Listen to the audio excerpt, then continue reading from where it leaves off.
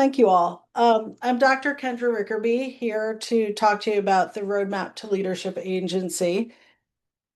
I bring 20 years of experience advising institutions on strategy, systems design, and performance improvement across K-12 higher education.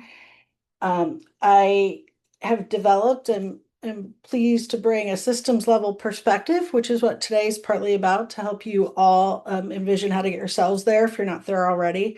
My doctoral work and research is grounded in competency-based models, education finance, and emerging AI-enabled solutions. I have experience chairing dissertation committees and teaching social entrepreneur leadership to EDD doctoral candidates.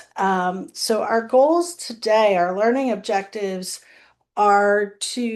it's for you to diagnose. We won't have a dialogue, but I hope that I invite some reflection and spark some curiosity for you all as you go out into your own scholar practitioner work. So we are really going to look at the surface level or integrative systems understanding of your problem of practice, articulate what leadership agency looks like, especially in the research that you seek to do, and then explain how the significance of study can function as an active, nuanced leadership. And that will become more clear as I share with you the roadmap. The question you're asking yourself is, are you seeking to influence systems change, or primarily scholarship, or maybe a little bit of both? I should back up. On that slide here is a link to some handouts, some templates that help you frame your problem of practice, the roadmap itself that you can walk away with. If the link is not working right now, I'll put it in the chat box in a little bit, or feel free to email me at the dissertation coach and I'll provide you with those handouts. So let's pause. And again, it's not a dialogue, but just have that moment of quiet thought, asking yourself, what problem are you truly trying to solve? For all of us at some point in this research process, we hit the dense fog. Okay, it's not a roadblock, and that's important, but it is one of those road trips that encounters some inclement weather, and it's like, how are we going to get through this? This is an opportunity to have faith that you keep driving through the fog and it will clear. And that's where John Cotter's work in leading change, I'm always struck by when publications resonate today in 2026. Cotter wrote Leading Change in 1995, and he talks about the relationship of lifelong learning, leadership skills, and the capacity to succeed in the future. Well, his future is our present. And yet he recommends our childhood job education experience reflecting on that, particularly the not so happy ones, because that informs how we frame the problem. So that's asking yourself again, what problem are you truly trying to solve? What's at the core of your why? What lived experience has motivated you to pursue a doctorate degree? And how does the aspect of that lived experience that wasn't so great, how's that producing the problem, turning the struggles into strengths? The third question to reflect on through this whole process, and it really informs your value proposition towards the ends of chapter 4 and 5, is your dissertation reinforcing the system as it is? Or will your research reveal how that system can conduct itself differently? The sooner you're more clear on this, the easier or the more joyful the process becomes. So if you're struggling to clarify your dissertation, that doesn't mean you're failing. Not at all. That's the opportunity to pause and reflect. Your thinking is evolving. Your problem's becoming more nuanced. Your understanding of it, perhaps the external forces that are at play in your work, are creating an understanding for more nuance. and you're moving beyond the surface level understanding. It's actually a great place to be because you're beginning to see that system differently. And this is where leader agency begins to emerge. It's when deeper questions surface, when you're comfortable asking yourself and answering those questions, and you're moving out of the aspects of what do I have to do to get this done? It's really what do I have to do to find meaning in the process, in my research question? How is that going to impact change for me and for the broader community? Which brings us to the leadership agency roadmap. It's not a rubric. It's a progression for reinterpreting. I like to use a lot of sports analogies. I love hiking, and there are exercises I do on the days that I don't hike. And when I am hiking, I'm always looking for the light at the top of that peak, and that tells me when I'm getting closer and closer. Similarly, this progression, there's a time for all of us, the surface response, where we're focusing on the rules. We're looking for the compliance. We know that it's tax season. We have to comply. There is a time and a place for surface responder.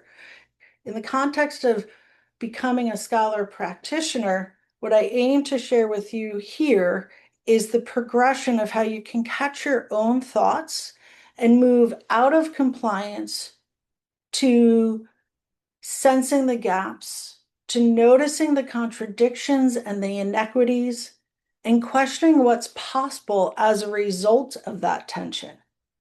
This is where the research, becoming a scholar practitioner, this is where we begin to disrupt ineffective patterns and open up dialogue. And you're asking yourself the mental models that you bring to this, your assumptions and beliefs that shape my decision, that shift from having had an experience with a fixed mindset to I'm growing, how do I grow even more? At that emerging thinking stage, and we do this in life naturally, right? We're starting to build confidence and a momentum for innovation by being in a doctorate program, pursuing this research. You are there. The aim of this roadmap that I'm developing is to help you see how that moves through the 5 chapters of a dissertation, and feeling comfortable to go back and rewrite certain sections that may have leaned too heavily on the surface responder column, and maintain the status quo in a way your research is beginning to help you explore and experiment, recognizing there's opportunities for small changes and testing ideas. This is where the momentum for innovation, this is where the seeds get planted for your dissertation to be a lever of change. And that's the integrative thinker moving into the nuanced problem solver columns of this progression. You're seeing the system and you're redesigning for impact. When you walk away with this roadmap in hand, my hope is that you can see where chapters 4 and 5 are where the integrative thinker and the nuanced problem solver comes into play, where the implications for your future study really begin to stick. And having taught social entrepreneurship and being an entrepreneur myself, in the business pitch world, when starting a startup, this is the value proposition. Where what are the solutions? Now's the time, no matter where you're at in your research, thank you for being here, by being in this presentation today, to be looking at these change processes and engaging the dialogue and driving change, just starting to look at it a little differently. I also want to add, because I had mentioned John Cotter and the influence of lived experiences, childhood, both personal and professional, and how that shapes how we frame a problem. In my sources slide, I reference a group called Up for Learning, which is based in Montpelier, Vermont, the state that I live in. And much of my professional career with competency-based models was helping implement from the state of Vermont's mandate to bring competency-based graduation to public schools. Up for Learning created a learner agency roadmap that helps schools envision how a 7th through 12th grader gets to proficiency based or competency based graduation requirements. And it's from that professional experience that now, as I work with the dissertation coach and those who are engaging our services, that I was able to visualize and create this roadmap for today's purposes. So our problem statement for today, I'll let you take it in, take a moment to take it in.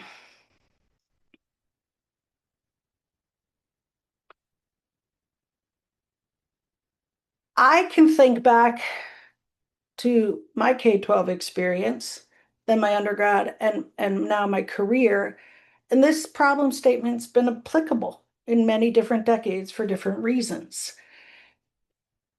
The statement today, students are completing high school and college, yet too many leave without meaningful pathways into work, purpose, and economic mobility. It takes on a different form and a different shape as we think about generative AI and the ways in which those emergency technologies are going to change our understanding of systems, organizations, and how we relate with each other. So here I seek to model what it means to move from surface problem to systems level insight. Students graduate but aren't prepared for the real world. The typical response is add more programs, require, improve curriculum, right? When you hear the require, that verb itself is indicating that there's a management mindset, a top-down directive that's saying this is how the system's going to conduct itself. This is where the compliance comes into play. That scope of thinking, with this particular problem statement in mind, focuses on classrooms and campuses. It tends to be more local. Whereas the tension notice or mindset, when we move through this progression, is starting the dialogue about the misalignment between high school and college expectations. I've worked with many students who have had to take public speaking 3 different times in their high school and college career, even though they had shown they had passed it. That's what I mean when I'm speaking about the misalignment, the degree completion versus underemployment, and the skills versus signaling, those credentials as proxies. This is what when we start to notice these things, we're seeing that students, the issues about the transition into work and purposes are inconsistent. The pressure is then not to change the student, but to shift towards the system moving through, right? In the emerger thinker, that leader, that practitioner is exploring dual enrollment and CTE pathways and forging pilot partnerships. This is where the concern with the problem, as a scholar, you've studied and you've understood it. Now, as a leader in practice, you're taking that knowledge and spearheading these pilot partnerships to see how and where the system can be done differently. This the bottom row, the scope of thinking, is key to understanding that at the emerger thinker, it's the cross institutional connections, the multiple schools and partnerships. I'm personally really excited to see the ways in which emerging AI technologies that are designed to break down those silos will help more of us be comfortable and move through the emerger thinker. More, when I say more of us, I mean our colleagues who may not be in a doctorate program. The next stage of this progression, you're getting into the multiple systems influencing outcomes. You're looking at and you're seeing and analyzing the education to workforce pipeline. The K-12 accountability and college readiness doesn't always equate to workforce demand. How can we change that so that this problem statement informs a solution? Where leadership agency, where being a scholar practitioner truly takes hold, is with this focus on the ecosystem. Improving student pathways requires coordinated redesign across K-12 higher education and workforce systems, aligning incentives, measures of success, and access to opportunity. You have a problem statement and now a purpose. And that's the component that's key to the successful research, is knowing your purpose, getting back to the core of your why. So the problem's been consistent, but it's the system, the wide lens that you're able to carry to see where and how to solve that problem.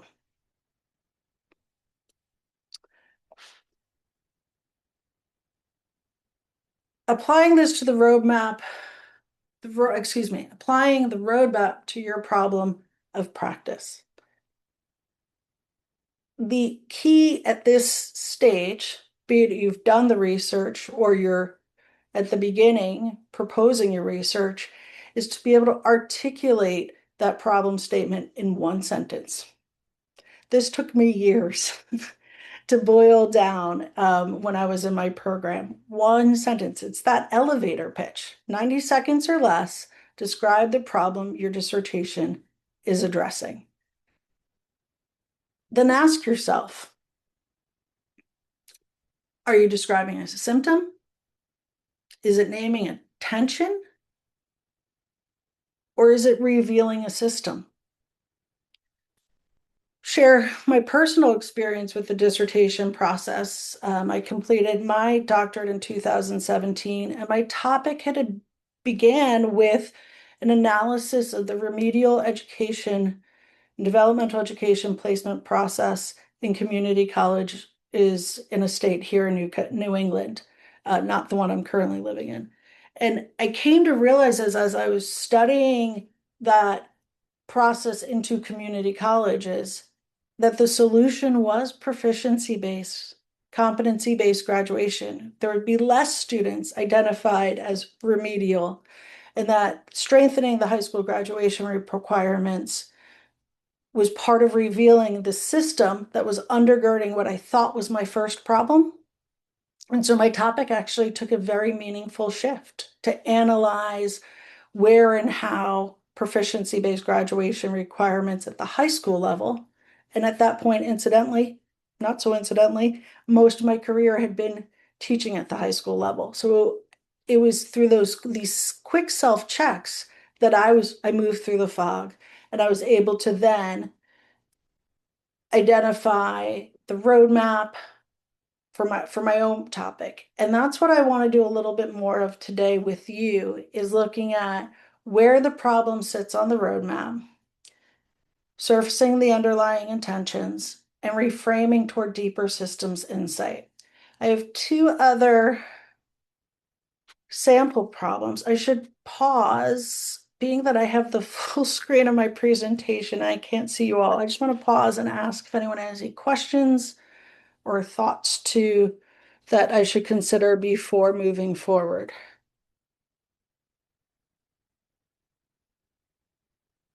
Okay. If I hear none, I'll keep going. So we've talked about applying the roadmap to your problem of practice. Okay. What this means for your dissertation. How are you framing the problem? What's your literature review doing? And what will your methods allow you to see? So I'm going to offer another problem statement, one that's generic and one that's not written on the screen. We'll let you hear this and think about it through this context. Healthcare organizations continue to invest in wellness initiatives and staffing adjustments, yet burnout among nurses and frontline professionals remains persistently high, contributing to workforce instability reduced quality of care, and rising organizational costs. Okay. Getting to the depth of that problem, you start to ask, is burnout the problem, or is burnout the symptom of how the system is structured? What are the assumptions that get embedded in the current model of work? I offer that statement because the previous statement that I just showcased was focused, I understand, on K-12.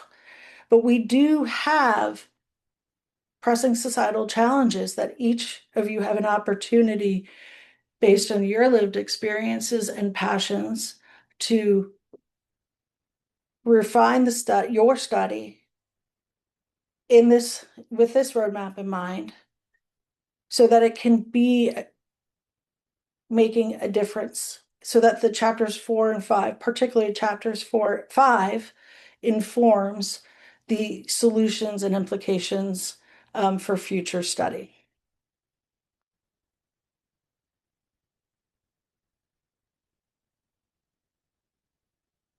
Moving from surface, so the key takeaways,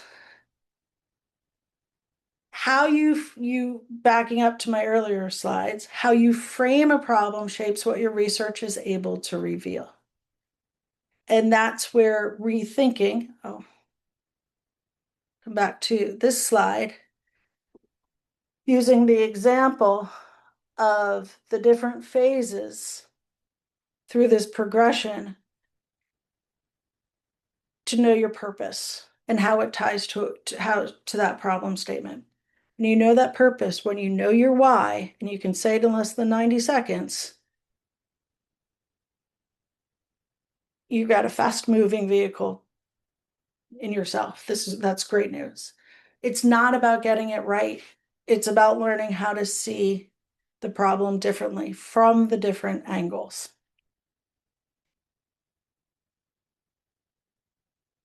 I'm going to focus a little bit now on the methodology and the decisions around how that methodology is a bridge to how you frame your problem. You know, if you're a natural storyteller and much of your study is focused on a lived experience that you are determined to change for others, there may be opportunity for a narrative component. The case study is often used for those who want to study things within their place of employment. I used grounded theory techniques because I was looking at policy implementation and wanting to be focused on continuous improvement.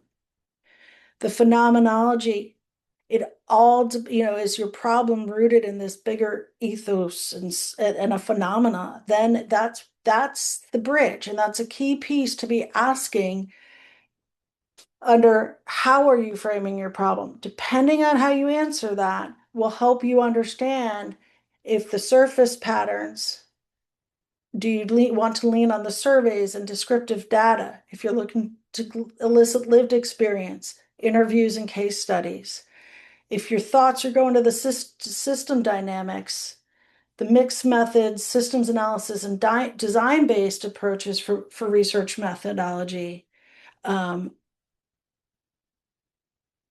become a natural fit. And that's a key piece to wanting to make sure that the parts of your dissertation are aligned and fit in with the way you framed the problem.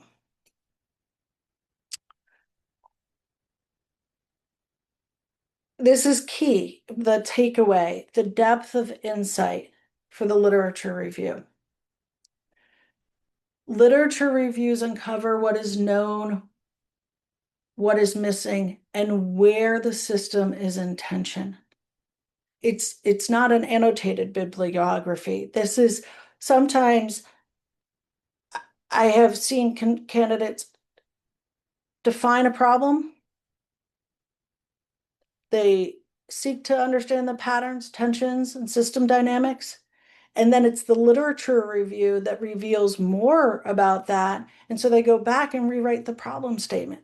That's a beautiful part of this process of how the research we do as scholars informs what we articulate as our problem statement and how that gets written in a way to impact change in the practice. The third takeaway that I hope you'll leave today with is that leadership agency begins when we learn to see systems differently and act on that insight. It's okay to make some good trouble with your dissertation research, but that's a decision you make and you want to be comfortable with. Your insight has the potential to influence systems and improve lives. Depending on your culture of work and how the research will be conducted, that also influence how you frame the problem.